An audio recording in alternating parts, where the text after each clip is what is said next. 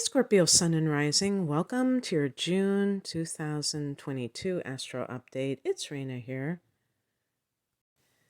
The month begins with Mercury going direct on the 3rd of June. And, well, I said the month begins, but actually a few days into the month, Mercury goes direct after having been retrograde first in Gemini and going direct in your opposite sign of Taurus. Now that is the 7th house for you of committed partnership.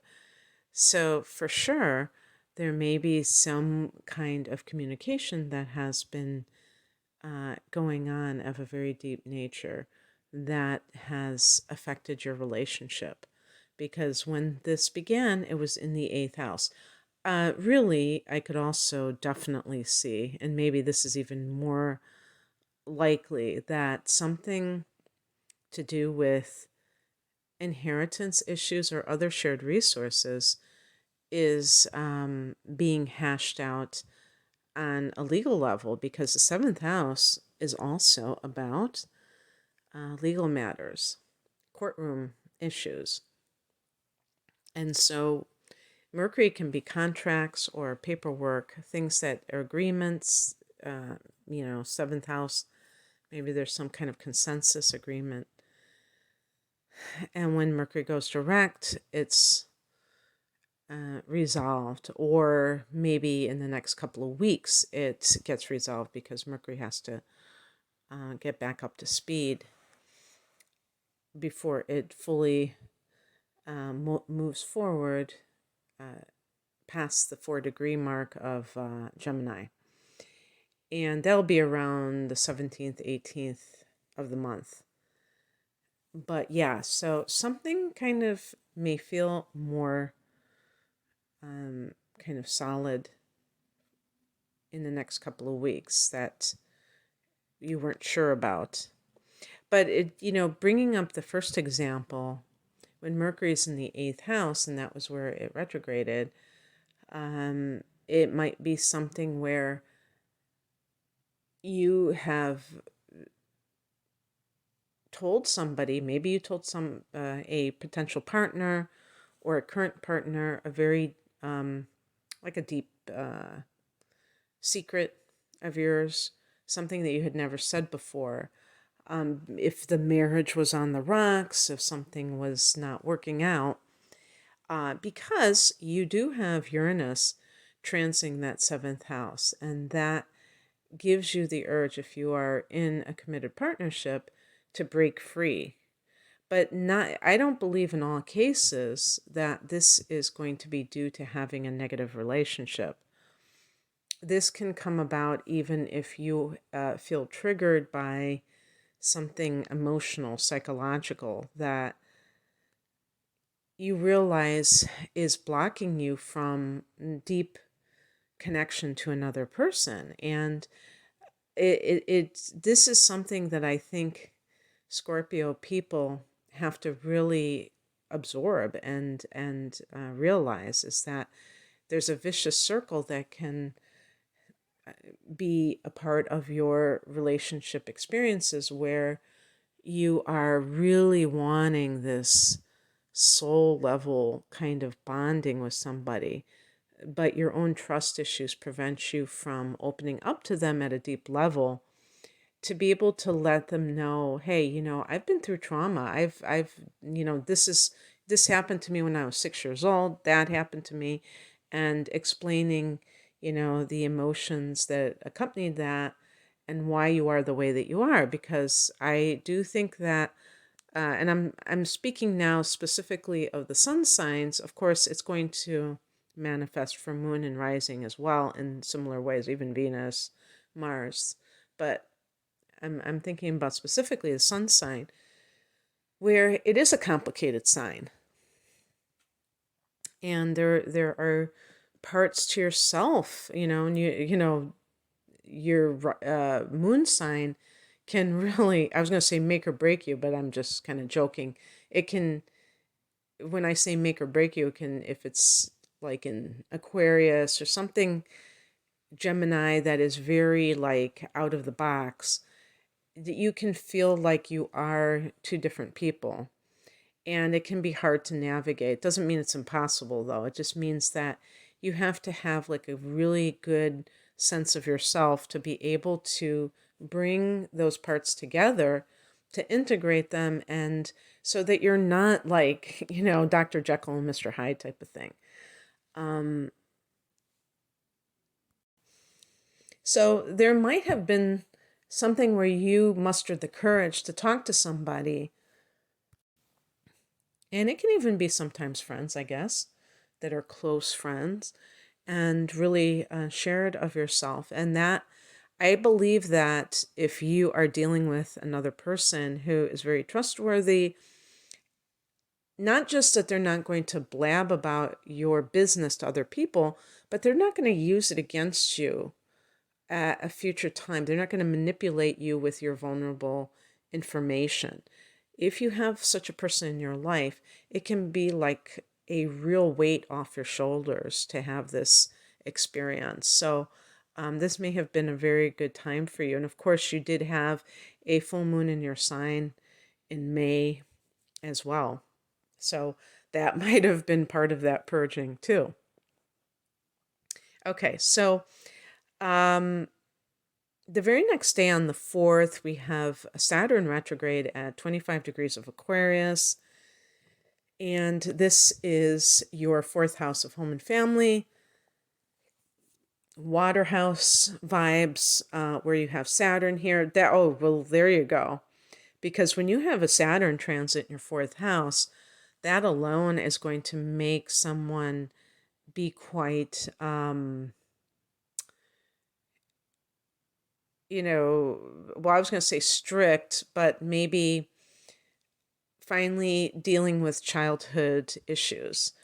And you may seek a therapist during this transit. And this has been going on, I think, gosh, I wish I could remember when Saturn went into Aquarius. I think it was in 2020.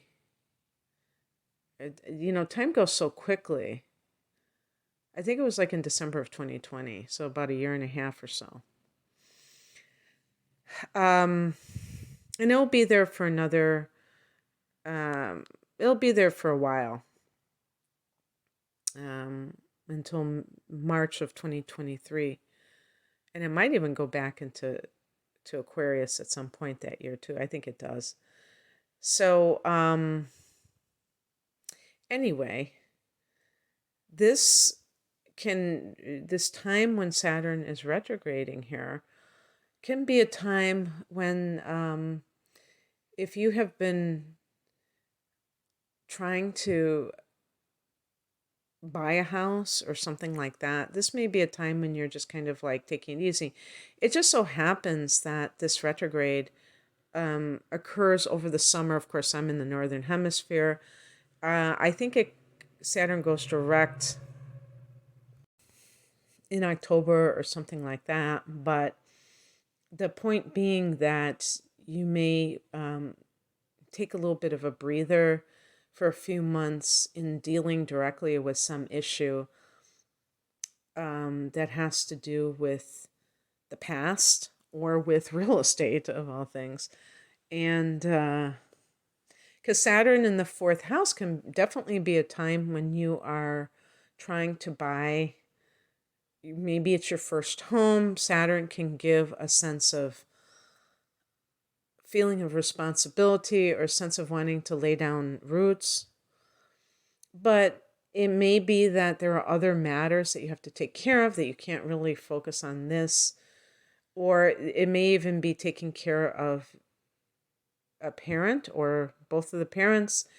And again, if you come from a background that is not the best with your family, this can present a dilemma, because they may need help, and perhaps this is a time when you decide to pull back, because even though you tried, it's still a very toxic situation. And also maybe you see this karmic patterning between you and your family of origin, which the fourth house can represent. And you're like, why am I the one? I'm the black sheep, and I'm the first one to take care of the parents. Well, what's up with that? And sometimes this is coming from ourselves, where we feel that we have to be the sacrificial lamb in a sense. And you may say, you know what? I don't. I did my part. Now they have to do their parts. Talking about your siblings, for instance. And it might just be temporary. I mean, you might go back when later in the year, but still, the whole point is that this idea of duty, how far does that go? And if you feel triggered, if you feel like this is yet another opportunity for a parent or a parent figure, like somebody who was like a parent to you, to rope you into something because they want to get their supply, because they're a narcissist, for instance. So it might be like kind of back and forth in that sense. On the 13th, Mercury goes back into Gemini, so we're seeing that progress. In a few days, it will be out of its shadow. And so we're talking about that 8th house again. And that can be the resolution that has to do with family money. Maybe this is what this has to do with, a home that you're trying to sell, for instance, and there's a lot of cooks spoiling the brew, or however that saying goes. On the 14th, we have a full moon at 23 degrees of Sag. For Scorpio, that's your second house of earned income, and that could be some kind of raise, money coming to you, maybe some past I can't think of that term. I was going to say dividends, but that wasn't what I was thinking. It could be dividends, but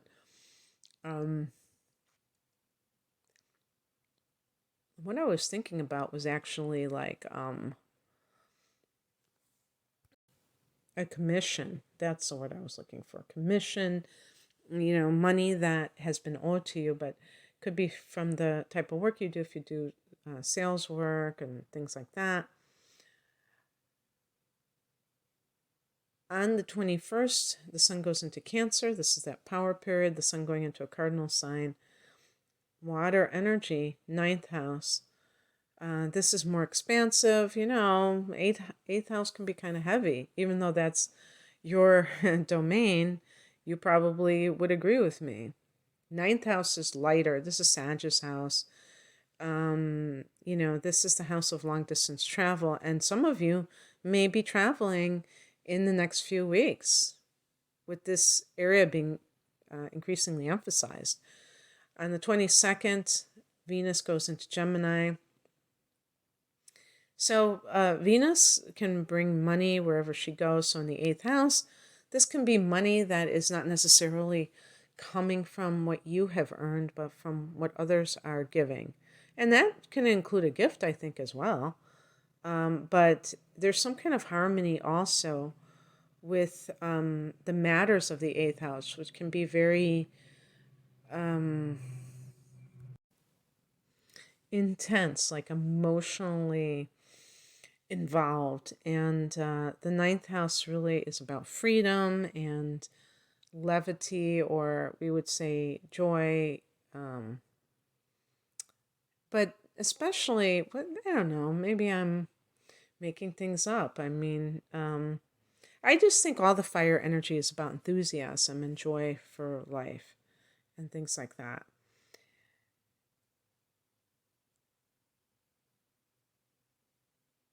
And the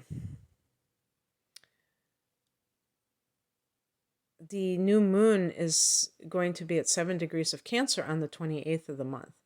So that's what I'm talking about. A new moon here could bring new developments. And for those people that, who knows, maybe you have been wanting to travel for a while now, and this is finally the time when everything is aligning. The same day that this occurs, we have Neptune going retrograde at 25 degrees of Pisces.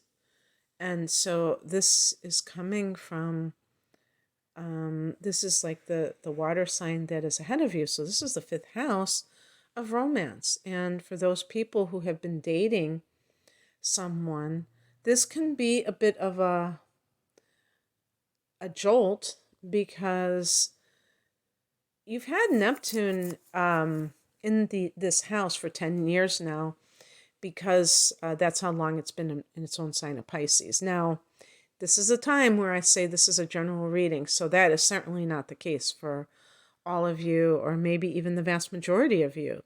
It depends on what your fifth house cusp is. You know, when Neptune actually entered that house. But anyway, when Neptune is in your fifth house altogether, you have to be careful, because you may be overly romantic at this time. And you may say to me something like, well, you say that like it's a bad thing. And there's nothing wrong with being romantic, but this is the house of falling in love. And when Scorpio people fall in love, they fall hard. And you're a fixed sign, so once you fall, fallen and you can't get up, you really get involved.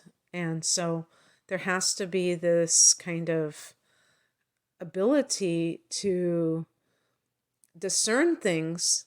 You would do yourself such a great service if you would be very, very mindful of how deeply you feel, and reserve that for a situation that really is,